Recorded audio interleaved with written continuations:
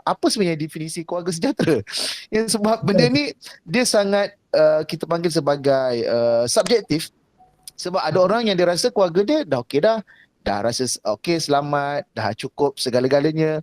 Tapi sebenarnya apa sebenarnya yang diinginkan dalam konteks keluarga bahagia berkenaan? Dan saya mengharapkan kawan-kawan hari ini yang mana yang sudah berkahwin dan bakal berkahwin, ya mudah-mudahan matlamat asal perkahwinan itu tercapai, ya untuk dibina. Kalau kita sering baca doa lah, Rabbana hablana min azwajina wa dhurriyyatina qurrata a'yun waj'alna lil muttaqina imama. Yang mana dalam ayat ini, ya, kita doa pada Allah untuk dapat anak pasangan hidup yang menyejukkan mata, hati dan jiwa kita. Jadi kebahagiaan juga boleh dicapai dengan zuriat, keturunan, pasangan yang menyejukkan jiwa dan mata hati kita. Dan akhirnya kita akan berbalik semula kepada hadis Nabi SAW, yang mana setiap mukmin itu adalah pemimpin. Dan dia pemimpin dalam keluarga, dalam masyarakat, dan paling penting dia adalah pemimpin bagi diri mereka sendiri. Dan bila kita sebagai pemimpin bagi keluarga kita sendiri, isteri pemimpin kepada anak-anaknya, suami kepada anak-anak dan juga kepada isteri, maka pemimpin ni akan dipertanggungjawabkan atas apa yang dipimpinnya. Jadi nak tak nak, bila sebut pemimpin dia akan ada tanggungjawab, dan keluarga bahagia itu dia datang juga dengan tanggungjawab. Sedikit pengenalan lah, mungkin dia punya penceritaan itu ke sana ke sini ke sana ke sini, tapi saya mengharapkan sahabat-sahabat faham apa yang saya nak sampaikan. Wallahu a'lam. Baik, Aki. Ya, betul-betul. Saya pun sendiri sebenarnya mencari apa maksud keluarga bahagia. Keluarga bahagia ni sangat-sangat subjektif. Dia Betul. di atas matlamat masing-masing. Ada yang dah family-nya contohnya ada kewangan yang baik semuanya, tapi tidak juga bahagia. Dan ada juga yang hidupnya tidaklah indah, ataupun daripada segi kewangannya tidak begitu banyak, tapi hidupnya bahagia, alhamdulillah. Tetapi berbalik kepada matlamatnya itu sendiri. Yang ini setiap mukmin itu pemimpin lah. Begitulah maksud keluarga bahagia. Baik. Terima kasih di atas penerangan itu tadi. Baik, kita fokus ya Aki kepada pandemik yang sedang mengganas ni. Pandemik COVID-19 ini bermula pada awal Mac ya, dan masih menyerang masyarakat ketika ini. Kita boleh lihat kita punya statistik mencecah hampir 1,000 lebih lah sehari. Malaysia juga antara salah satu negara yang melaksanakan Perintah Kawalan Pergerakan iaitu PKP. Adalah PKP, PKPB, PKPD dan sebagainya. Jadi pelbagai sektor terjejas, seperti sektor kewangan, sektor pendidikan, dan tidak terlepas juga sektor politik pun terjejas di antara PKP ini. Betul. Termasuk institusi kekeluargaan. Baik. Jadi anak-anak khususnya remaja dah nampaklah mula bersikap memberontak, merempit dan sebagainya lah, masalah gejala sosial. Jadi apabila di rumah ni mereka rasa tertekan. Kita sendiri pun seperti kami belajar di rumah ni, online learning ni agak stres bagi kami. Jadi soalan kedua saya lebih kepada apakah peranan ahli keluarga, ataupun lebih spesifik apakah peranan ibu bapa dalam mengawal emosi ahli keluarganya. Lebih kurang macam itulah Aki. Ya. Silakan. Sebelum saya menjawab soalan, sebenarnya saya nak maklumkan kepada sahabat-sahabat yang menonton lah. Kita nak tak nak sekalipun macam mana keadaan negara kita sekarang, nak tak nak kita seperti mana yang saya rasa DJ Hisham menyebut, ya, akhirnya kita akan hidup bersama dengan virus berkenaan COVID-19.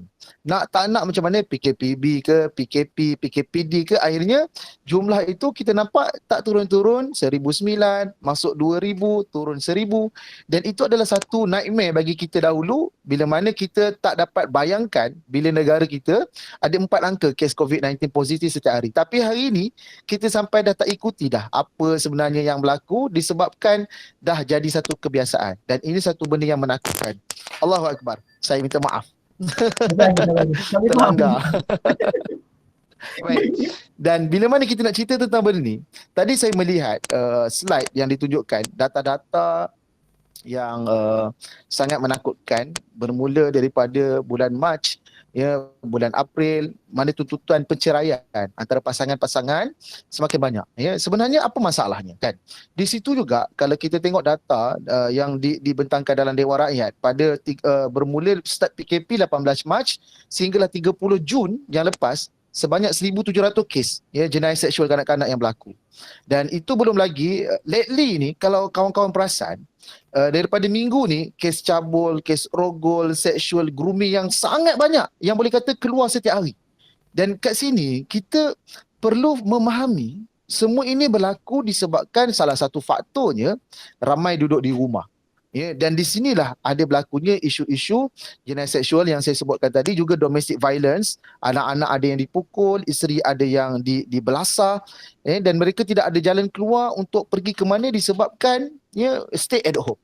Dan bila mana kita lihat mahasiswa, para pelajar yang boleh kata terabai daripada segi pembelajaran, dan maaf cakap saya nak beritahu, hari ni terutama budak-budak sekolah rendah terutamanya, darjah 1 memang totally lost keciciran pembelajaran. Saya sangat akui sebab anak saya sekarang ni darjah 1. Dia masuk sekolah pada 1 hari bulan 1 2020. Dia bersekolah sekejap, kemudiannya cuti. Cuti ketika itu 15 hari bulan untuk Chinese New Year. Bulan 2 tak silap masa tu cuti, kemudian masuk sekejap, tiba-tiba PKP yang berlaku dan seterusnya sampai 8 jam. Itu belum lagi tempoh saya kena kuarantin 2 minggu dalam rumah, anak pun kena kuarantin, kemudian di sekolah, kemudian ditutup pula di Kedah, dilaksanakan lockdown sekitar kluster tembok sebagainya. Jadi saya nampak keciciran pembelajaran untuk anak-anak terutama sekolah rendah ni sangat dahsyat dan sangat besar. Sebab apa yang nak beritahu? Darjah 1 ni adalah permulaan kanak-kanak daripada tadika masuk darjah 1 nak memahami satu keadaan yang berbeza daripada sekolah tadika. Sekolah tadika duduk kat rumah kedai, duduk kat rumah corner lot, tapi masuk sekolah rendah, itu adalah momen yang paling besar dalam hidup mereka. Mereka nak mencari kawan-kawan, nak berkenalan dengan kawan-kawan, nak mencapai keselesaan di sekolah. Tapi akhirnya anak saya yang mana bersekolah sekejap, cuti yang panjang, 5 bulan tak sekolah, dia dah lupa nama kawan-kawan dia. Nama cikgu dia pun dia dah lupa. Apatah lagi hari ni, untuk budak darjah 1 dia tak sama macam mahasiswa sekolah menengah. Sekolah menengah, guru, pensyarah ambil inisiatif untuk buat Google Classroom macam ni. Zoom ke, guna StreamYard ke. Tapi sekolah rendah, darjah 1, darjah 2, dia tak buat macam tu. Cikgu hanya letakkan link, daftar untuk kehadiran. Pertama. Yang kedua, cikgu kata, hari ni ada tugasan. Buat scan-scan dan submit. Itu saja. Jadi mak ayah yang menjadi cikgu kepada anak-anak di rumah. Dan bagi saya secara personal, saya pun tak terkejar apa yang anak saya punya kerja sekolah. Sebab setiap hari dihantar. Anak kita pun hari ini dalam keadaan duduk di rumah, mereka pun tak pasti matlamat apa sebenarnya yang dia nak kejar dalam sesi persekolahan. Ini cerita saya. Cerita keluarga yang faham betapa pentingnya akademik. Tapi bayangkan kalau kisah-kisah seperti ini berlaku kepada keluarga yang mereka ni tak peduli tentang benda hal akademik seperti ini.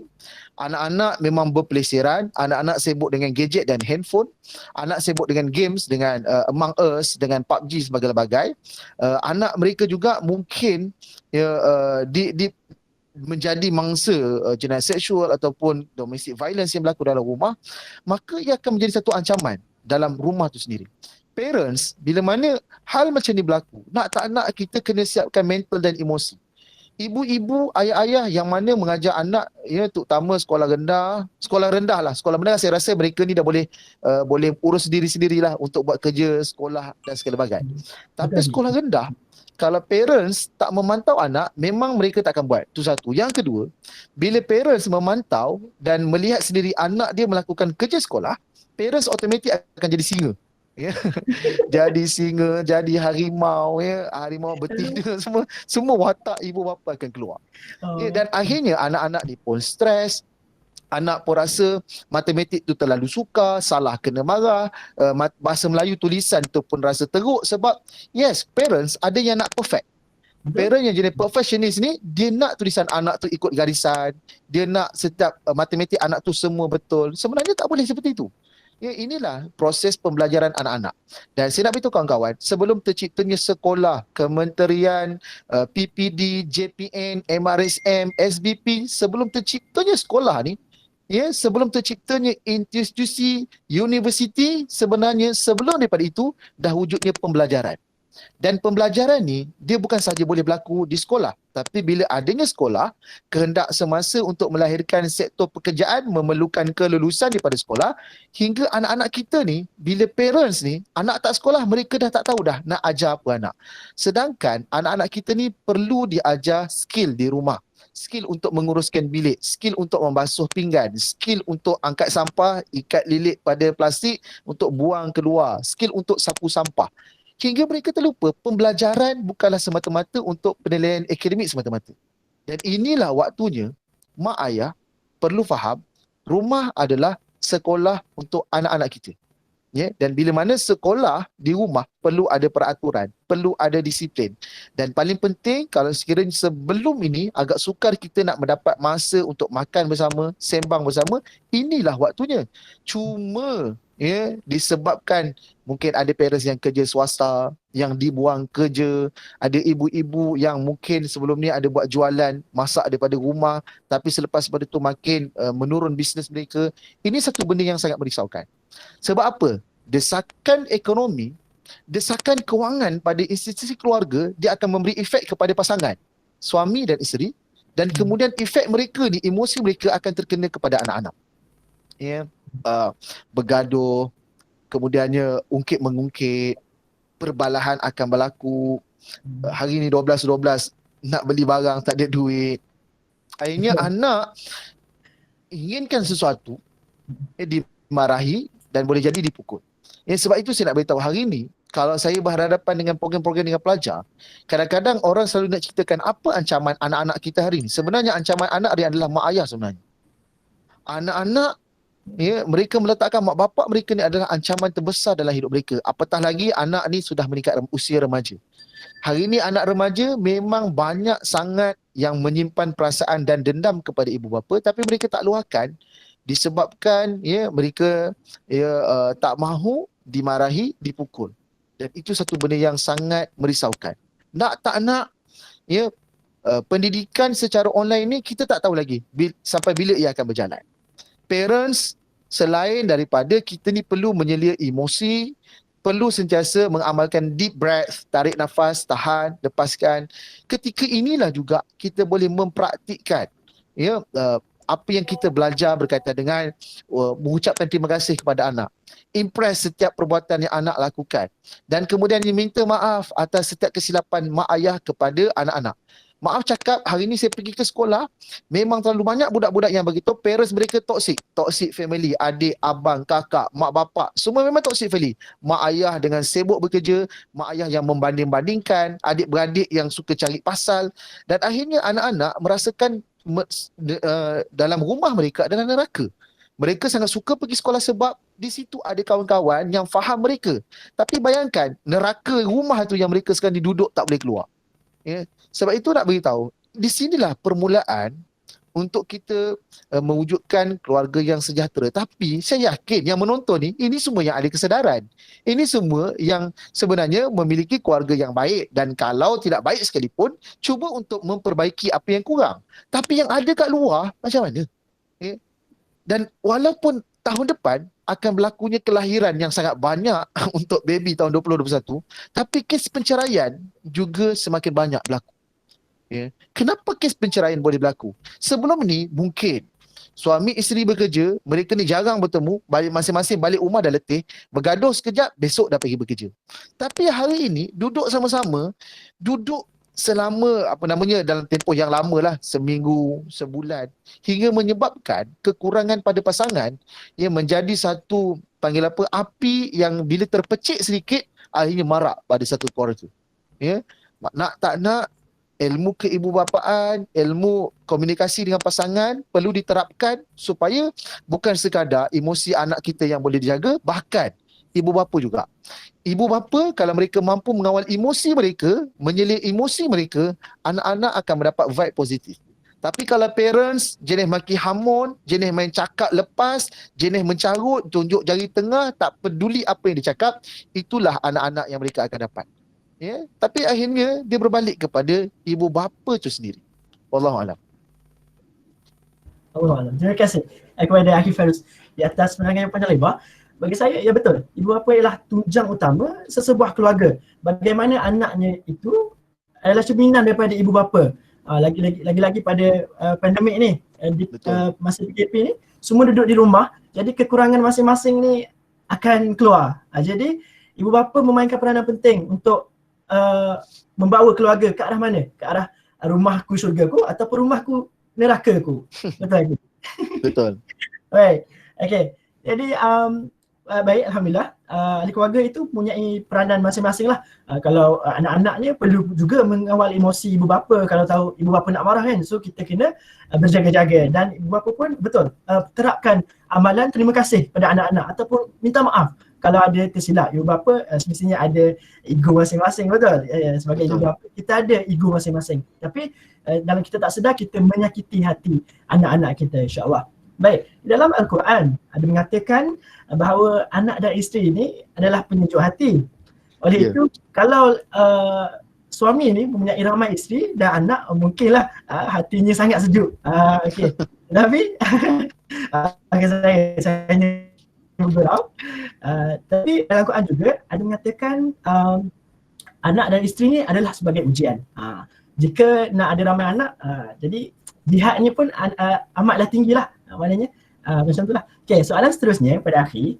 Okey, apakah pandangan Akhi tentang kesedaran masyarakat terhadap realiti sebenar institusi kekeluargaan di negara ini? Adakah ia hanya sekadar perkahwinan, suami isteri bercinta dan sebagainya, ataupun sebaliknya? Saya persilakan. Baik. Tadi saya suka dengan Tuan Moderator bila menyebut isteri-isteri dan anak-anak adalah penunjuk bagi mata.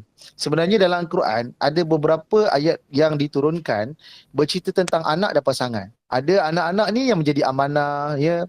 Ada dalam ayat Quran juga ada yang menyentuh anak-anak ini juga adalah perhiasan, penyejuk bagi mata yang disebut kata hablana min azwajina qurrata ayun. Tapi dalam ayat Quran juga anak-anak ni juga adalah ujian, dan paling ditakutkan dalam ayat Quran juga anak-anak ini juga akan menjadi musuh bagi kita. Ya. Musuh ni bagaimana? Anak-anak ni mula akan melakukan sesuatu benda yang akan menyakitkan hati. Saya nak beritahu, kalau tuan-puan ada yang menonton ni, dah ada anak tu dah meningkat sekolah rendah, sekolah remaja. Anak-anak ni dia tak selamanya akan menjadi kanak-kanak. Ya, sampai tempoh masa mereka ni akan semakin dingin dengan kita. Anak-anak ni sampai satu masa mereka ni akan rebel. Anak-anak ni akan sampai satu masa kita sukar untuk memahami mereka.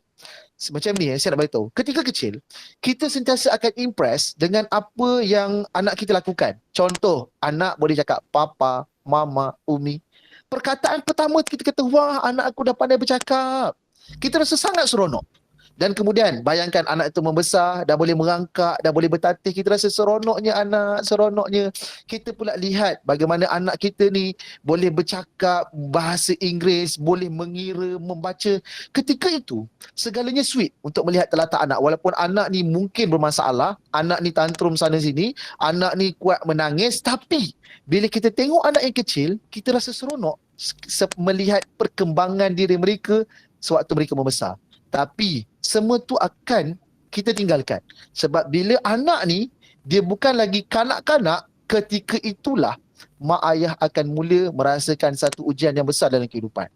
Anak hari ni bila mana parents tidak menjadikan anak sebagai kawan, bila mereka ni dah dalam usia remaja, maka ibu bapa akan menjadi musuh utama mereka.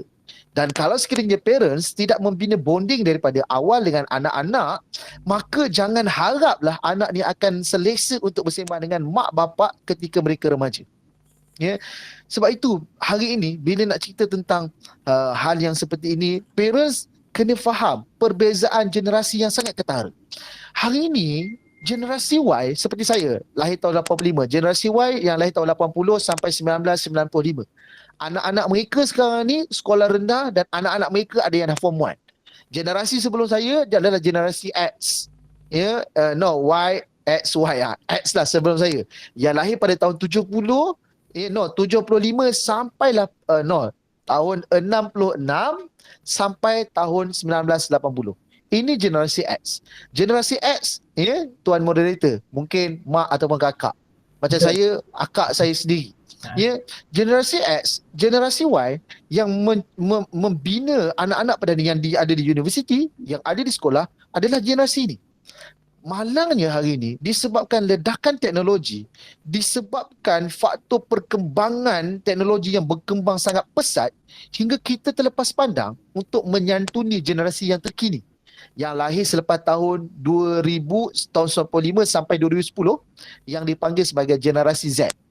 Generasi ini adalah generasi yang boleh kata cerdik, yang mereka ni dah terdedah dengan internet, dengan teknologi, mereka sangat pakar dalam bidang mereka. Tapi yang paling parent loss pada hari ini adalah untuk mendidik, educate anak generasi selepas Z, iaitu generasi Alpha, yang lahir pada tahun 2010 sampai 2025. Kenapa tahun 2010 adalah generasi yang dipanggil Alpha? Ya, mereka ini adalah generasi milenium yang saat mereka lahir, iPhone telah mengeluarkan iPad. Apple mengeluarkan iPhone 2007 tapi iPad 2010. Bila iPad dikeluarkan, bermulalah satu ledakan teknologi yang maha dahsyat hingga dah tak terkejar dah bila mana teknologi flat screen, touch screen ni mengambil tempat dalam komunikasi yang ada di dunia. Akhirnya banyak parent yang lost. Akhirnya parent menjadikan handphone gadget ini sebagai mak bapak kepada anak ni. Anak-anak dia ni ada penjaga, disabkan hak jagaan anak kepada gadget, kepada handphone. Hari ni maaf cakap, kita semua pernah ada pengalaman pergi kedai, anak buat hal sendiri dengan handphone, mak buat hal sendiri dengan handphone, bapak buat hal sendiri dengan handphone. Benda ni tak betul. Ya, saya itu cerita mak bapak. Itu belum lagi yang bujang ni Saya pernah makan kat satu kedai makan kat Perlis masa tu. Saya duduk Alustar masa tu pergi Perlis. Saya makan dengan keluarga saya. Ada 2-3 orang perempuan. Saya rasa budak mahasiswi kita lah.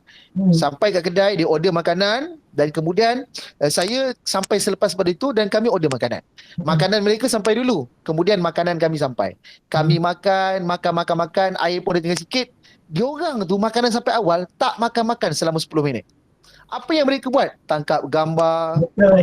Dan kemudiannya nampak macam tak cantik delete, tangkap gambar lagi. Kemudiannya saya cakap, ya Allah ya Tuhanku, kau makan je lah.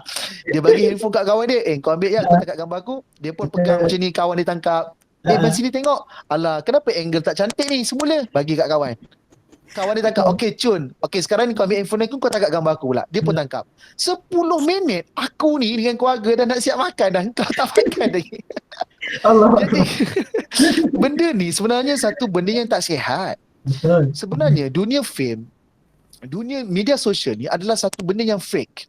Yang sebenarnya kita dahagakan love, like, komen daripada orang, sedangkan secara realitinya dalam diri kita kosong. Disebabkan kita ketepikan dunia yang real, tapi kita mencari dunia khayalan dalam media sosial. Siapa kat sini yang pernah tengok siri di Netflix tentang social media dilema, yang mana dia menunjukkan bagaimana social media Facebook, Instagram, TikTok bekerja hingga membuatkan individu tu, kanak-kanak ke, mak bapak ke, mahasiswa-mahasiswi, remaja ke, mereka akan menghabiskan masa berjam-jam sehari walaupun mereka kata dah lah tu tak nak dah. Tapi bila mereka scroll, apa yang mereka minat muncul.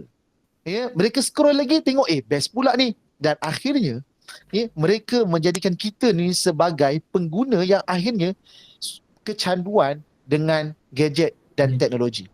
Ini cabaran mak bapak pada hari ini yang mana kadang-kadang kita lost dengan generasi yang berbeza. Itu belum lagi generasi hari ini yang terdedah dengan konten seksual yang sangat banyak. Apa konten seksual yang anak-anak tengok? YouTube. Animasi daripada channel yang ada dalam Astro ke 611 ke atas ke di YouTube, termasuklah TikTok. Bila anak-anak hari ni seawal usia tadika 4-5 tahun, mereka terdedah dengan imej-imej seksual yang boleh dipanggil sebagai soft pornografi, di sinilah permulaan anak ini akan terjebak kepada kancah pornografi hardcore yang sebenar. Parents kadang-kadang hal seperti ni mereka terlepas pandang disebabkan mereka ni tak dapat relate zaman mereka dengan zaman anak-anak hari ni. Saya nak bagi tahu pada tuan-puan yang menonton, saya baru saja mengeluarkan ibu saya formula mudahnya mendidik pendidikan seksualiti kepada anak sendiri.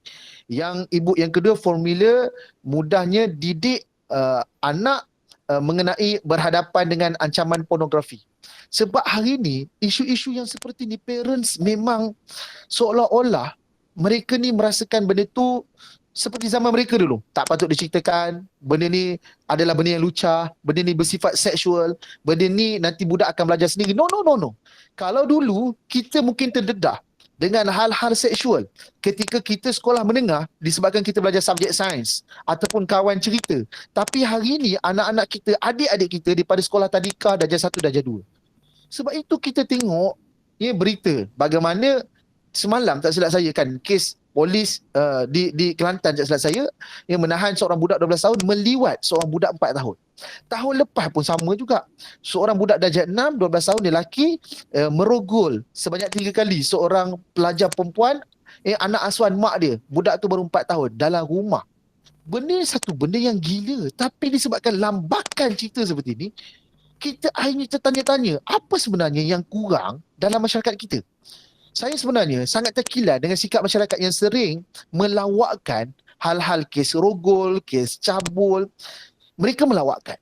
Kalau siapa ada Facebook, cuba tengok bila mana foto mereka berita harian, Metro, keluarkan cerita-cerita macam ni, dirogol 10 orang, dirogol sekian-sekian, profession ni dirogol.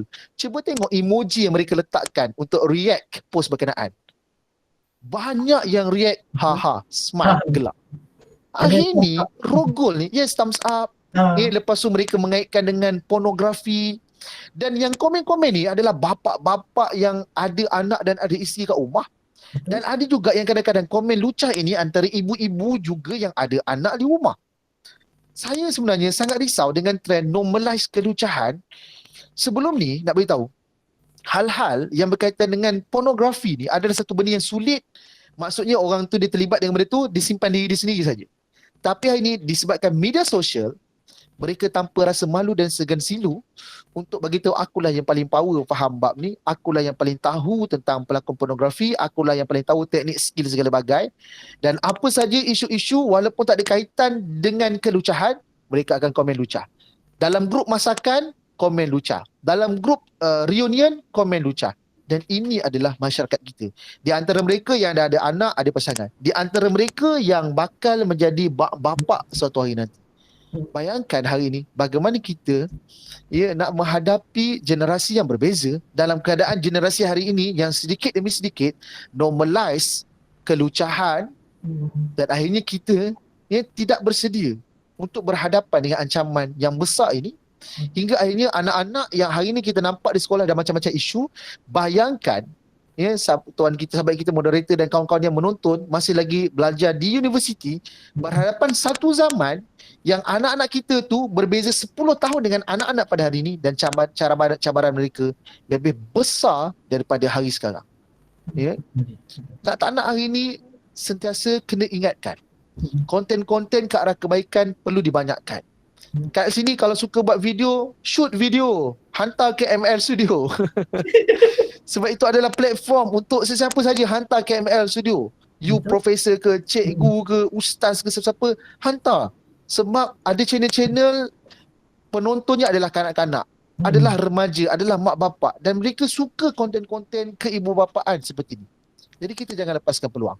Dan akhirnya apa yang saya nak sebutkan, yang paling saya takutkan disebabkan gap antara generasi, teknologi yang semakin dah berubah, akhirnya ibu bapa tak bersedia dengan perubahan ini.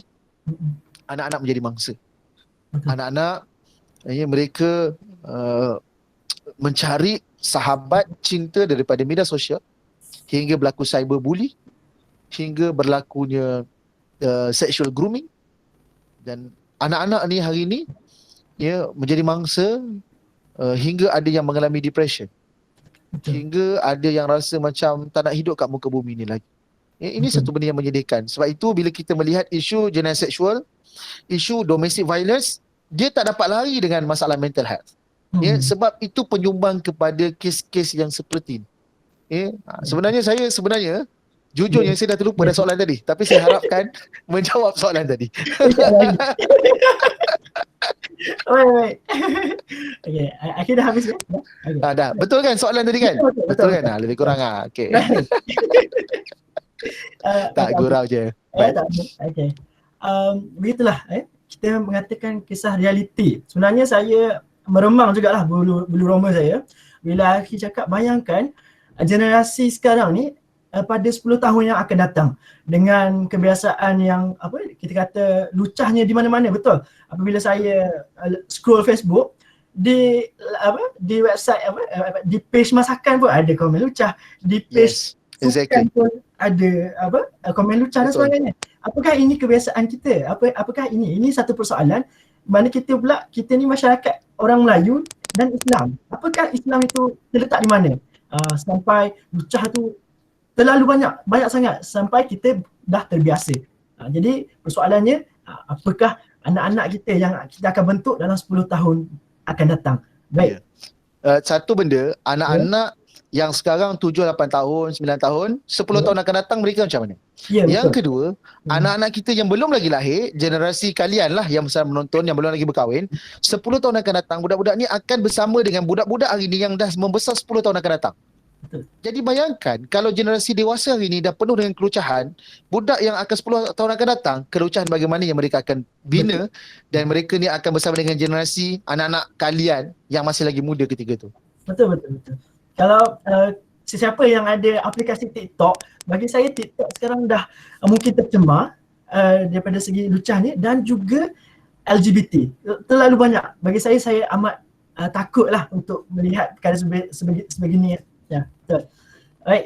Jadi telah tamat saya punya soalan. Jadi kita terus kepada audiens punya soalan. Mungkin kita boleh bukakan soalan kepada penonton. Jangan lupa buka mikrofon ya. Sila tanya. Atau jika ada yang malu, segan, bolehlah letak dekat ruangan chat. InsyaAllah saya bacakan, insyaAllah. Silakan. Bismillahirrahmanirrahim. Dengar tak? Dengar. Okey. Saya Nur Ifah binti Ma'arifin. Saya nak tanya, ada tak persediaan untuk kita para bakal ibu bapa untuk mendidik anak-anak di masa depan? Terima kasih. Okey, saya nak tanya balik Ifah. Saudari Ifah tadi. Masih lagi buka mikrofon ni kan? Ada atau tidak? Untuk soalan tadi ada atau tidak, tapi saya nak tanya pada saudari Ifah, ada atau tidak hal-hal yang boleh ada? Contohnya, ibu bapa kena tegas dengan anak-anak. Tapi kalau kita lihat pada zaman sekarang, kadang-kadang kita sendiri tidak cakna dengan maksudnya kita tidak cakna dengan kes-kes berlaku sampaikan yelah ibu bapa sendiri akan sibuk dengan bekerja lalu mengabaikan tanggungjawab tersebut. Jadi macam mana? Macam beri satu ketegasan kepada kami para bakal ibu bapa untuk tidak mengabaikan tanggungjawab walaupun kami akan sibuk bekerja. Okey. Baik, sebenarnya saya dah beritahu. Kita sebenarnya satu benda yang saya sangat risaukan. Sebenarnya untuk rumah tangga ni, tanggungjawab untuk educate anak-anak ni suami dan isteri. Tapi malangnya hari ni, berdasarkan pengalaman saya, yang cakna hal-hal parenting ni biasanya ibu-ibu. Ia terbukti kalau di Facebook, sebab Facebook ni majoriti mak bapak 25 tahun ke atas. Bila saya update isu-isu berkaitan dengan keibu-bapaan, isu-isu berkaitan dengan jenayah seksual, yang komen, yang melahirkan kebimbangan, majoriti mak-mak. Ya? Dan saya juga pergi program ke universiti. Kalau saya program ke universiti, program open, hal-hal yang seperti ini, dalam 100 orang, 90 yang datang itu adalah perempuan.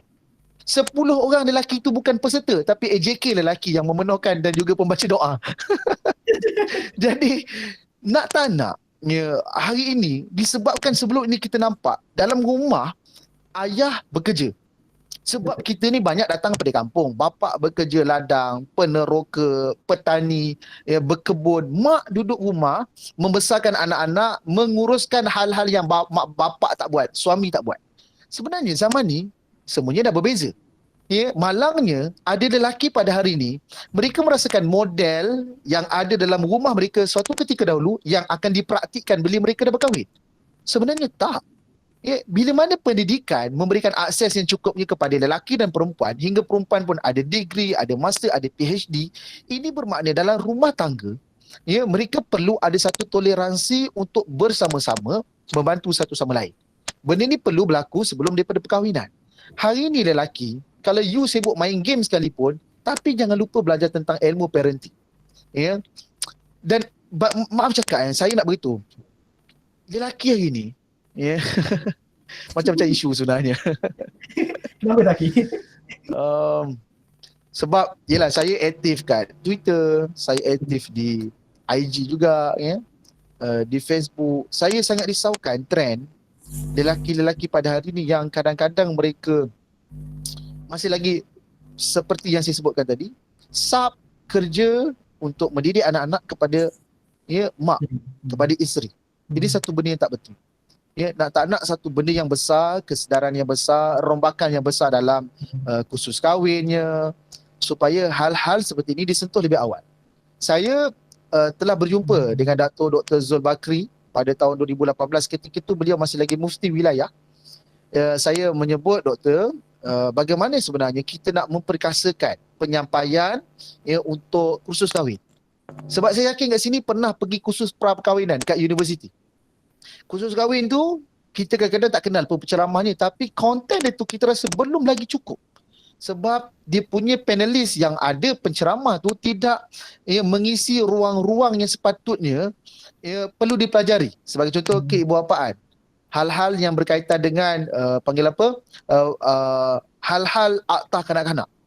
Bukan sekadar ustaz saja yang perlu ada dalam kursus kahwin, tapi kena ada aktivis, kena ada peguam kanak-kanak, kena ada peguam syariah, kena ada doktor bahagian kesihatan, supaya bila mana kursus kahwin yang dihadiri, peserta akan mendapat nilai tambah yang sangat baik dan tepat sebelum mereka melayari perkahwinan.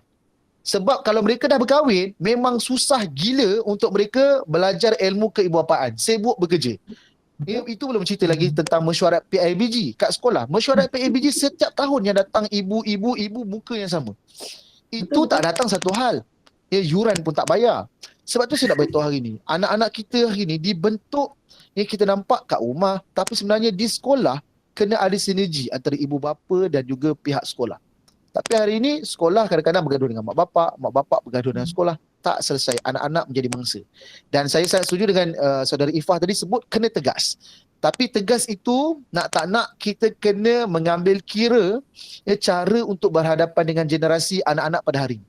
Yang mereka sangat cerdik, mereka bukanlah advance, kanak-kanak tetap kanak-kanak, tapi terdedahnya mereka dengan hal-hal semasa yang ada di luar tapi sekarang ada depan mata, gadget, membuatkan mereka ni cepat untuk memberontak. Kesabaran, komunikasi yang baik, bonding kena dibina. Kat sini saya yakin kita pernah ada satu momen yang kita ingat dengan mak ataupun ayah kita.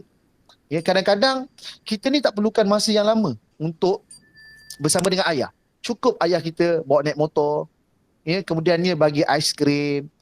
Momen ni masa tu 6 tahun, sekarang kita umur 20 tahun kita ingat lagi. Ni nak beritahu pada ibu bapa, bakal ibu bapa ingat bonding kepada anak ni bukan mak ayah bonding masa makan, tengok TV. No. Itu penting, tapi bonding yang lebih penting adalah membanyakkan momen-momen dengan anak-anak bersifat privacy, bersifat personal. Bapa dengan anak sulung ada waktunya. Bapa dengan anak yang kedua ada waktunya. Bapa dengan anak ketiga ada waktunya. Dan inilah yang anak-anak akan kenang sampai bila-bila. Dan ketegasan, toleransi, bertolak ansur, berkomunikasi perlu dilakukan secara serentak supaya ketegasan saja tak cukup untuk melahirkan anak-anak yang baik. Dan paling penting kawan-kawan tolong jangan bila ada kes-kes melibatkan kanak-kanak kena pukul, kena dera, sampai tahap itu artis kita Zian Azin kan, suami dia rotan anak dia. Lepas tu orang kata alah rotan je pun, aku paling benci dengan kluster aku dulu. Saya panggilkan dia kluster aku dulu. Kenapa saya panggil kluster aku dulu? Apa saja isu macam ni, dia akan sebut aku dulu kena lagi teruk, aku dulu kena ikat kat pokok pisang sampai kena gigit dengan kerengga, aku dulu kena dengan tali pinggang. Kawan-kawan tahu tak, kluster aku dulu ni, dia kata dulu dia kena teruk. Apa hasilnya? Walaupun mereka jadi manusia, tapi mereka menjadi manusia yang kurang empati dengan kanak-kanak. Dan akhirnya mereka akan mengulang circle yang sama bila mereka ada anak mereka sendiri. Itu kesan dia. Walaupun kita kata saya jadi manusia, saya dapat degree, dapat 4 flat, tapi kesan paling besar, kita semakin hilang empati dengan kanak-kanak. Dan itu satu kerisauan yang saya sangat risaukan. Ya, lelaki perempuan kena ada tanggungjawab. Kena ada perasaan yang kita panggil sebagai sentiasa dahagakan untuk menuntut ilmu. Belajarlah, carilah konten-konten yang seperti ini untuk kita sama-sama mendidik diri, pasangan kita, ya. Mudah-mudahan kita melayari bahtera perkahwinan dengan kesediaan yang betul dan jitu. Tadi saya nampak ada soalan-soalan tadi yang naik tadi. Tak sempat baca. Apa? InsyaAllah saya bacakan, insyaAllah. Silakan. Sekejap, ya. Soalan pertama daripada Nur Atirah Miza. Assalamualaikum. Waalaikumsalam. Saya ada soalan. Adakah sikap ibu bapa mencerminkan sikap anak-anak itu juga sama ada baik atau buruk? Betul. Anak 0 sampai 6 tahun, mereka ni seperti span yang mereka akan menyerap saja apa yang mereka lihat, apa yang mereka dengar, apa yang mereka tonton. Kalau mak ayahnya berbahasa yang baik, anak akan berbahasa baik. Kalau mak ayah mencarut, anak akan mencarut. Kalau mak ayah tunjuk jari tengah, anak akan tunjuk jari tengah. Kalau mak bapak pun sebut babi, anak akan sebut babi. Ya, sebab anak fasa ni dia akan absorb apa saja yang dia dengar, apa yang dia tengok, apa yang dia dengar. Nak tak nak, parents ketika ni kena jaga diri betul-betul, percakapan, perlakuan, ya, sebab ia akan memberi efek dan impact kepada tumbesaran anak. Kalau anak kita dirosakkan daripada rumah oleh mak bapak di sini, itu satu benda yang kesian lah. Ya. Parents paling kurang kena tahulah asas berkaitan dengan asas harta kanak-kanak lah. Tentang pengabaian anak-anak daripada segi aspek fizikalnya, emosinya, daripada aspek sexuality-nya, semua tu. Atau kalau kita rajin membaca, cuba cari karya Dr. Abdullah Nasir Uluan berkaitan dengan tarbiyatul aulad. Ya, untuk bagaimana nak panggil apa? Membina keluarga daripada kanak-kanak lah. Sedikit saya nak beritahu, ya, berkaitan dengan komunikasi. Sebenarnya berbual, bersembang antara mak, anak, suami, isteri, bapa dengan anak adalah satu kunci dalam rumah tangga. Kalau kita fikir ilmu parenting, kena tahan deep breath, kena tahan nafas, kawal emosi, tu kita susah nak praktik. Yang paling mudah adalah berbual dengan anak-anak, berkomunikasi. Ya. Saya nak bawa cerita, ya, bagaimana kisah Nabi Shu'aib. Yang mana Nabi Shu'aib ada kat rumah masa tu, tapi anak dia perempuan 2 orang pergi nak ambil air untuk bagi haiwan ternakan makan. Ketika itu Nabi Musa baru lari daripada Mesir sebab yang dia bunuh seorang lelaki yang ditumbuk, dah meninggal orang tu kan, dia pun lari. Sampai di Madian dan kemudian dia bertemu dengan 2 orang gadis yang duduk di belakang sebab ia menunggu laki-laki yang gagah-gagah ni bagi makan pada haiwan ternak. Nabi Musa menghulurkan bantuan dan kemudian dia kata, nah saya bagi pada kamu lah. Lalu 2 orang gadis ni, dia adalah anak Nabi Shu'aib. Mereka balik dan Nabi Shu'aib terkejut. Kenapa awal pula kamu balik ni? Lepas tu anak pun kata, tadi ada lelaki tadi, dia tolong kami. Bapak dia kata, okey kalau macam tu panggil dia. Anak dia pun balik. Berkenalan apa yang berlaku pada Nabi Musa. Lepas tu anak dia ni siap cadangkan pada ayah-ayah. Apa kata kalau kita upah dia untuk bekerja dengan ayah? At least dia dapat bantu ayah. Cuba kita bayangkan, anak Nabi Shu'aib ketika ini adalah seorang remaja ataupun yang dah peringkat fasa dewasa. Bapa dengan anak perempuan, mereka boleh berinteraksi, berbual, anak boleh bagi cadangan, ayah mendengar cadangan, dan ini satu benda yang wow. Hari ini berapa ramai bapa yang boleh berbual dengan anak perempuan yang remaja dan 20 tahun ke atas. Ada yang susah disebabkan kita tak membiasakan benda ni. Itu kisah Nabi Shu'aib dengan anak perempuan dia. Termasuklah kisah Nabi Yusuf dan Nabi Yaakob. Yusuf kecil lagi. Nabi Yaakob ni bapak dia dah berusia. Yusuf yang kecil mimpi pelik-pelik, bulan, bintang, matahari sujud pada dia. Lepas tu dia beritahu pada bapak dia. Budak kalau dia boleh cerita pasal mimpi pada bapak, that's mean bapak dia dah membina bonding yang baik. Dia tahu bapak dia ni bukan lawyer buruk, dia bukan tahu bapak dia sarkazm, dia tak rasa bapak dia ni akan menempelak dia. Dia beritahu bapak dia. Dan Nabi Yaakob kata, jangan beritahu sesiapa, aku takut nanti akan satu buruk berlaku pada kamu. Maksudnya, berbual, berkomunikasi ni adalah satu sunnah yang dah dilaksanakan secara turun-temurun daripada dulu. Tapi hari ni, berbual, berkomunikasi ni dianggap satu benda yang sukar disebabkan bapa berkomunikasi dalam grup WhatsApp, mak berkomunikasi dalam grup Shopee, anak di TikTok. Akhirnya masing-masing jadi awkward disebabkan tidak dapat untuk bersama-sama dapat berkomunikasi dengan baik itu sendiri. Soalan seterusnya tadi. Betul. Bonding tu tak kuat. Bonding tu maknanya communication tu is a key lah. Itu kata kunci dia, berbual, Ya. berkomunikasi. Tak payah yang lain-lain lah. Itu je, berbual. Paling simple, communication. Ya. Baik. Kita tengok soalan yang terusnya. Nur Syafika. Salam akhi, maaf bertanya. Salam. Pada umur berapakah anak-anak selayaknya diberi gadget? Gadget. Baik. Saya maaf akhi, saya sambung terus dengan soalan yang ketiga. Lebih kurang sama. Adakah ibu bapa sering berfikiran mereka dengan memberi gadget mampu beri yang terbaik buat diri mereka? Gadget ni, dia macam ni lah, otak manusia ni, dia ada bahagian limbic system yang menghasilkan hormon lah.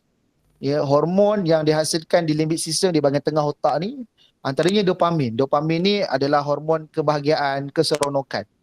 Ya, dan bila mana anak ni diberikan keseronokan, ia bersifat satu tempat saja, maka dopamin tu, hormon tu akan dirembeskan banyak dirembeskan banyak lagi dan lagi hingga anak ni nanti bila dia dapat gadget terlalu awal, dia tak rasa benda lain dah yang menyeronokkan. Main toys dia tak rasa seronok, main bola tak rasa seronok. Yang dia rasa seronok apa? Scroll timeline kat TikTok.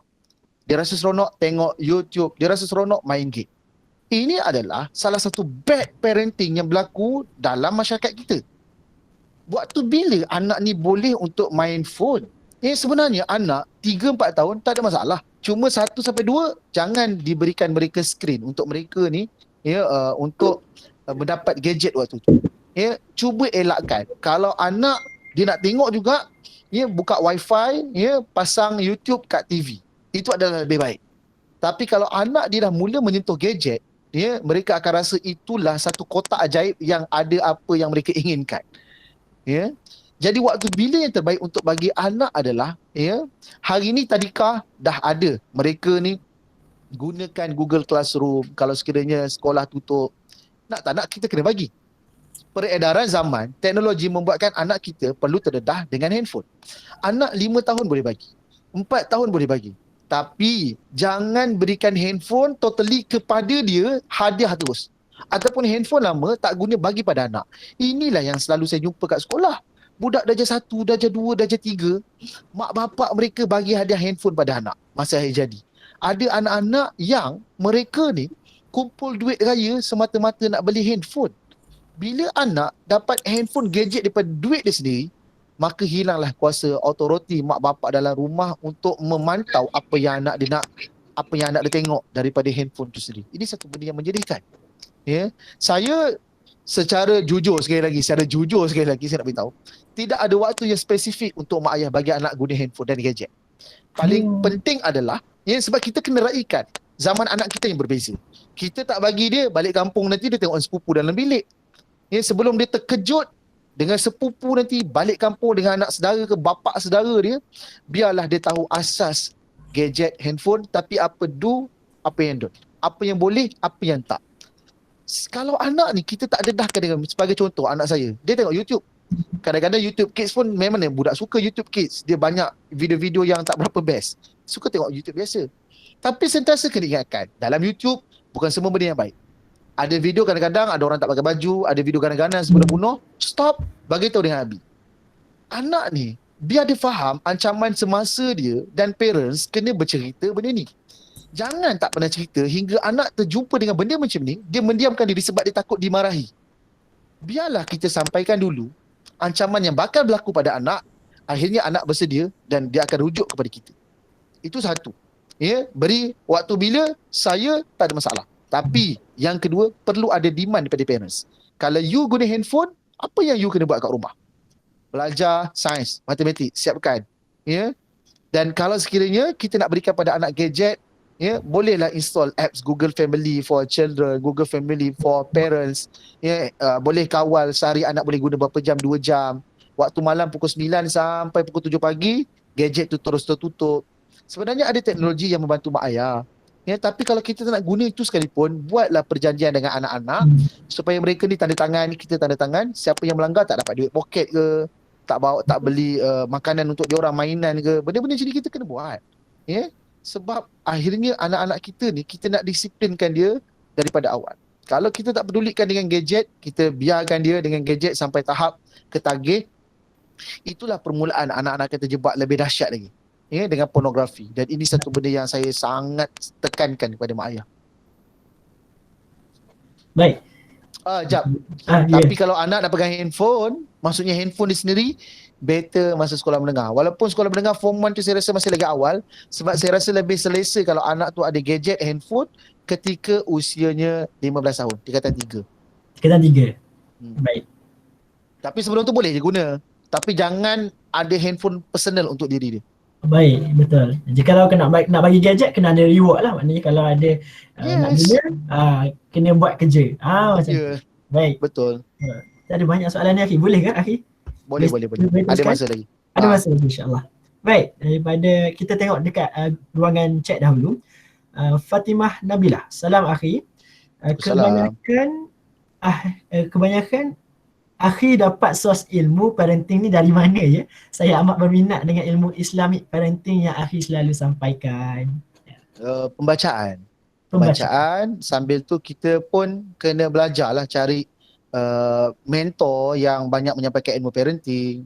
Tontonlah video-video macam Prof Muhaya. Selain daripada tu ada, kalau di Facebook banyak grup-grup parenting seperti ni. Pembacaan juga banyak, dan paling saya sebenarnya banyak belajar ilmu parenting daripada budak-budak sekolah. Maksudnya saya berceramah start daripada 2011. Apa yang saya dapat pada budak, masalah mereka ni, akhirnya saya akan dapat di hujungnya itu adalah masalah keluarga yang membentuk budak-budak ni masalah kat sekolah.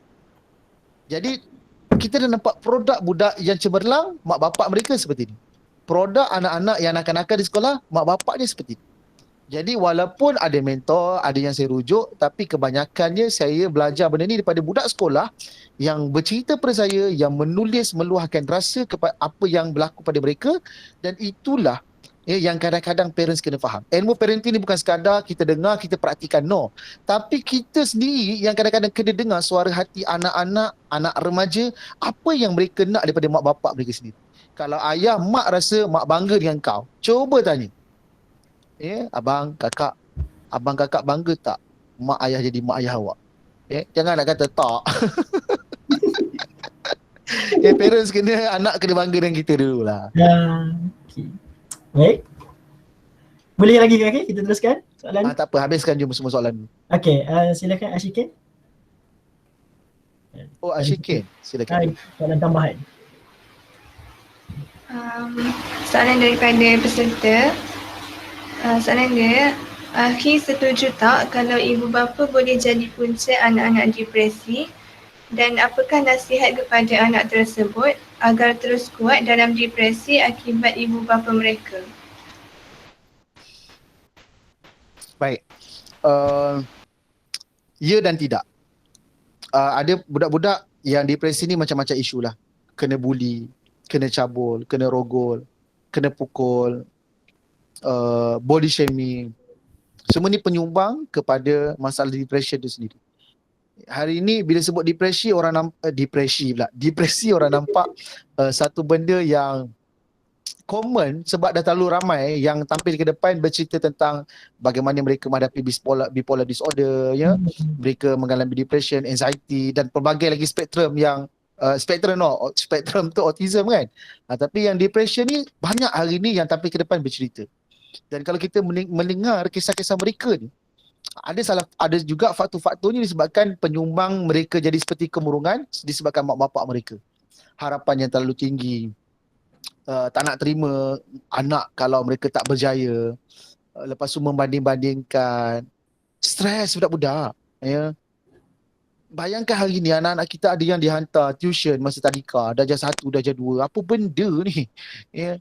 Anak-anak yang sepatutnya waktu usia ni dibangunkan value pada diri mereka yang rajin berusia. Akademik akan datang kemudian. Tapi kalau kita hanya memikirkan IQ saja, hingga kita kesampingkan EQ dan juga SQ, spiritual dan emotion punya anak, akhirnya anak tu akan jadi masalah. Dan bila emosi ni, stres yang berkumpul, emosi yang tidak dijaga, hingga membawa mereka ni rasa bersendiri, orang tak faham, ketakutan. Itu yang hari ni di Malaysia seawal usia 13 tahun, remaja hari ini sudah alami depresi. Dan kadang-kadang orang rasa macam depresi ni satu macam stres, sebenarnya tak. Ya, depresi ni berkaitan dengan mental health, masalah kesihatan mental. Dan bila mana parents kena fahamlah, ya, ancaman anak-anak selain daripada isu-isu seksual, mental health juga perlu parents atasi lebih awal. Ya, sebab itu sekali lagi bonding, komunikasi, semua tu kena sentiasa bersama, bincangkan, ingatkan. Ya, dan siapa yang sudah mengalami depression disebabkan faktor keluarga, saya tak mampu nak beri saranan yang terbaik melainkan perlu dapatkan rawatan di hospital dengan psikiatris. Kalau kita masih lagi berada di situ, kesorangan, kemurungan, menangis, rasa macam semua orang tak faham, dalam keadaan kita tak ikhtiar untuk merawat diri kita, akhirnya akan bawa masalah. Yang saya takut nanti akan timbul pula hal yang lain, ada rasa suicidal thoughts, rasa nak bunuh diri, tak nak hidup kat dunia. Itu satu benda yang menyedihkan. Selagi boleh rawat daripada awal, rawat daripada awal. Ya, kena panggil apa, disiplin makan ubat, disiplin untuk appointment dengan doktor. Mudah-mudahan mereka pejuang depresi, saya doakan kalian terus kuat, jangan tinggal Tuhan. Apa yang dah berlaku kita tak dapat kembali semula ke masa itu, tapi yang kita buat adalah apa perancangan kita selepas pada ini. Ya, sebab kalau depresi pada usia yang dah remaja, sekarang mungkin dah 20-an, benda tu mungkin akan menghantui hidup kita, tapi ya, kita perlu lakukan sesuatu sebab kita dah penat berada dalam keadaan seperti itu selama ni. Wallahualam. Terima kasih akhi. Baik, soalan yang seterusnya daripada Zakiah Habib. Dalam banyak-banyak perkara yang akhi terangkan sebentar tadi, apakah satu kaedah atau contoh, yakni benda yang real lah, dakwah keluarga sejahtera yang akhi rasa paling berkesan selama dalam proses dakwah akhi sendiri sebagai satu key takeaways untuk kami bawa balik malam ni? Itu soalannya. Satu benda yang saya nak sebutkan lah, selain daripada berbual tadi, itu kata kunci paling besar ni, berbual. Ya, berbual ni dia merentasi agama dan kaum dan bangsa. Dia sangat Islamik sebab saya sebutkan ini adalah sunnah zaman berzaman. Yang kedua, asas-asasnya adalah kena sentiasa mengamalkan terima kasih, minta maaf, ya, dan satu lagi ialah terima kasih, minta maaf dan minta tolong. Ya, sebutkan ucapan tolong. Sebenarnya kalau kita nak sebutkan berkaitan dengan keibuapaan, ya, kita sebenarnya kita boleh dengar, kita boleh faham, tapi belum tentu kita boleh praktikkan. Jadi yang betul-betul dah terbukti, kita lakukanlah. Ya. Sebab saya anak masih lagi kecil dan saya pun sekarang sedang diuji dalam rumah tangga, ya, dengan isteri, dengan anak-anak. Tapi kita sebagai seorang ayah, isteri sebagai seorang isteri, sebagai seorang ibu, cuba menjadi terbaik untuk anak-anak. Dan proses pembelajaran ni perlu sentiasa berterusan. Ya, jangan kita rasa kita ni macam sebagai contoh sahabat-sahabat saya kat Facebook. Mereka ni ada pro parenting yang menyampaikan aspek panggil parenting kepada mak ayah yang lain. Orang merasakan keluarga dia perfect. Maksudnya mak dia boleh kawal emosi, anak-anak dia baik. Tapi sebenarnya realiti itu bukan macam tu. Ya, kalau saya kata A, belum tentu lagi parenting A itu akan berjaya untuk mengendalikan anak. Setiap anak-anak berbeza. Dan parents sendiri yang perlu faham anak-anak ni. Ada anak yang rasa bahasa kasih sayang dengan peluk. Dia suka peluk. Tapi anak tak suka. Ada anak yang nombor 2, lelaki, dia geli. Apa yang dia suka? Dengan pujian. Ada anak yang tak suka pujian. Dia perlukan satu pengiktirafan berbentuk duit ke, hadiah ke. Dia suka macam tu. Kan? Anak-anak berbeza. Sebab tu hal keibuapaan untuk mengendalikan anak-anak, dia berpandukan kita hidup dengan anak kita dan kita kena lihat kecenderungan anak kita itu ke arah mana. Saya harap menjawab. Wallahualam. Okay. Yang terakhir soalan. Yang terakhir ya. Okey. Assalamualaikum akhi, bolehkah Waalaikumsalam. kongsikan tips pada ibu bapa atau bakal ibu bapa untuk tak mudah putus asa dalam mendidik anak-anak? Dan juga yang terakhir satu lagi. Tadi akhi ada cakap anak-anak bagi gadget 15 tahun kan. Bagi akhi adakah culture shock akan berlaku jika diberi pada umur 15 tahun? 15 tahun tu maksud saya, dia ada handphone sendiri, tapi dia dah main handphone daripada tadika lagi. Ya, 15 tahun tu dia boleh ada personal punya handphone. Ya, jadi dia tak adalah terkejut sebab dia dah ada media sosial, dia dah ada Instagram. Tapi dia menggunakan gadget dia tu mungkin dengan pantauan, mungkin handphone tu yang mak bapak tak guna bagi kepada anak dia. Maksudnya bukanlah anak tu kita sebelum umur 5 tu kita bagi langsung guna. Memanglah dia akan culture shock. Tapi kena guna, tahu kegunaan dia, apa yang ada dalam media sosial, apa yang ada di situ, trend terkini. Dan akhirnya setelah anak tu dah betul-betul boleh mengawal diri, dah boleh faham diri, dah saya rasa ketika tu tak perlu dah nak pantau untuk kegunaan gadget anak. Anak ni dah disiplinkan daripada awal. Itu maksud saya. Soalan tadi yang first tadi apa? Kedua terakhir tadi? Tips untuk tidak mudah putus asa untuk parents ni. Parents ni tak payah tips mudah putus asa sebab kadang-kadang memang akan putus asa. Satu benda je yang kita kena ingat adalah kita kena ambil ibrah kisah Nabi Nuh. Nabi Nuh. Kalau sekiranya kegagalan mendidik anak-anak tu, kita perlu merasakan dia ni tak layak lah nak cerita pasal benda macam ni, itu bermasalah lah. Sebab Nabi Nuh pun tak mampu untuk berdakwah kepada anak dia sendiri. Anak dia, isteri dia kufur hingga mereka ditenggelami dalam banjir besar. Nabi Nuh ni betapa patient, sabarnya dia selama 950 tahun. Dia berdakwah lagi dan lagi, dan akhirnya kegagalan bila mana anak dia tak ikut dakwah itu sendiri. Nak tak nak parents putus asa tu tetap akan ada, tapi akhirnya kita akan berbalik semula. Kita bermuhasabah untuk kita faham anak ni siapa sebenarnya. Walaupun kita rasa anak kita ni kita doa penyejuk mata hati, tapi anak kita ni racun. Nak tak nak, suatu hari nanti mungkin anak-anak tu akan menyakitkan hati kita. Anak-anak tu mungkin akan melakukan satu kita yang kita tak redha. Tapi anak tetap anak kita. Penagih dadah, rempit, buat maksiat, berzina, keluar pada agama, gay, jadi lesbian, anak tetap anak kita. Betul. Dan jadikanlah rumah kita tu, anak kita macam mana sekalipun, jadikanlah rumah kita ibarat seperti bahtera Nabi Nuh yang menerima sesiapa saja yang sudi untuk datang ke situ. Bila anak dah buat hal, jangan sisihkan dia, sebab suatu hari nanti dia akan menyesali perbuatan dia dan diinginkan kembali bertemu dengan keluarga. Itu kalau keluarga anak-anak yang bermasalah lah. Cuma yang dapat saya tekan sekali lagi kepada mak ayah, bila putus asa, ingat kembali kepada Allah, ingat kembali matlamat perkahwinan, ingat kembali kenapa anak-anak itu dilahirkan. Mudah-mudahan Allah akan bantu kita. Wallahu a'lam. InsyaAllah. Terima kasih kepada Akhi yang jawab soalan yang pelbagai ni daripada masyarakat kita lah. Ada yang macam ni, ada yang macam tu soalannya. Baik, jadi jika ada yang mungkin terlepas ataupun ingin nak tahu pasal kekeluargaan yang lebih, mungkin boleh dapatkan Ibu Akhi, betul lah Akhi? Itu fokus berkaitan dengan sex education. Boleh layari pendidikan-sexuality.com. Ya, baik. Ada gambar ke sekejap saya tanya presenter ada gambar ibu ke? Boleh tunjukkan? Boleh tunjukkan. Ini dia. Ini itu adalah dia. ibu. Akhi boleh terangkan sikit pasal ibu ni? Sebenarnya pendidikan sexuality ni polemik yang panjang. Aku dah penat dah dengan isu ni. Semenjak saya 2010 dulu saya dah dengar dah nak buat silibus sex education kat sekolah. Tapi akhirnya sekadar polemik, stigma tu tak berhenti-henti, akhirnya kes semakin banyak. Anak luar nikah 1.5 juta dilahirkan. Satu daripada 4 orang kanak-kanak perempuan jadi mangsa cabul dalam negara kita. Pencabulan semakin banyak berlaku. Gadis-gadis yang remaja pun menjadi mangsa sexual grooming. Jadi akhirnya perlu lakukan satu langkah drastik untuk menyelamatkan anak-anak generasi pada hari ini. Maka pendidikan sexuality yang saya letakkan ni bukanlah bacaan untuk anak-anak, tapi untuk mak bapak dan bakal mak bapak.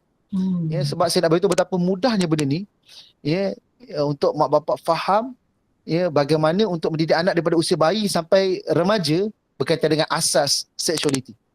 Anak bertanya macam mana nak jawab, macam mana nak asingkan bilik tidur anak, ajar tentang private part, sentuhan selamat, sentuhan tak selamat, akta kanak-kanak, sexual grooming, pornografi. Semua ini saya himpunkan berdasarkan pengalaman saya bersama dengan pelajar sekolah, dengan mak bapak, apa benda yang mereka ni tak faham, hingga akhirnya anak-anak pada zaman ni, kesian pada mereka. Sepatutnya mereka advance dan faham benda ni, tapi mereka menjadikan kawan-kawan sebagai cikgu-cikgu mereka, dan mereka menjadikan video lucah sebagai teman karib mereka. Betul. kerosakan tu semakin berulang lah. Nak tak nak, parents kena educate diri dia untuk educate anak-anak. Dan inilah hasilnya. Sebenarnya, sekarang harga dia RM70. 2 ebook dengan 5 video. Ya, tapi saya sekarang dalam usaha menyiapkan ebook saya yang ketiga, ya, 25 cerita masalah seksualiti dan 10 solusi. Sebab saya rasa sebab harga ebook ni awal-awal tu RM50. Ya, masa tu promotion lah. Kemudian last call RM60 dan sekarang RM70 ni kira harga normal lah, normal price. Jadi saya kesian pula yang RM70 ni, dia macam aduh, kenapa kita orang bayar 70, orang lain 50, 60 je kan. Sebab tu saya ambil inisiatif untuk kumpulkan cerita-cerita yang saya ada untuk saya siapkan ebook yang ketiga dan insya-Allah akan di-emailkan kepada pembeli yang RM70 dalam 2 minggu lagi insya-Allah. Wallahualam. InsyaAllah. Kalau nak dapatkan boleh dapatkan di mana? Pendidikan sexuality.com. Okey, baik. Di laman web ya, pendidikan-sexuality.com. Baik. Betul. Jadi kita dah ke terlanjuran masa. Bolehkah kita ke agenda seterusnya iaitu sesi bergambar boleh? Oh, saya bergambar. Sila. Baik, kepada hadirin hadirat boleh buka video masing-masing untuk bergambar. Ayo kita. Sila. Jangan malu, jangan segan. Sama-sama Ifah Arifin. Adakah yang nak buka kamera? Ataupun saya berdua je? Depa segan. Tak letak aurat tu, tak pakai proper. Betul lah tu. AJK program. Okay. Ada. Okay. Saya bagi masa 2 minit. 1 minit. Okay. Berapa orang lelaki dalam ni? Saya nampak perempuan je ramai. Macam Aki cakap lah, kalau kita pergi mana-mana, lelaki sikit perempuan ramai. Bersabarlah ya, ibu-ibu akan ibu-ibu semua. Baik. Ada lagi ke yang nak buka kamera masing-masing?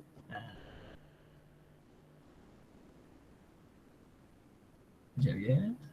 Buka.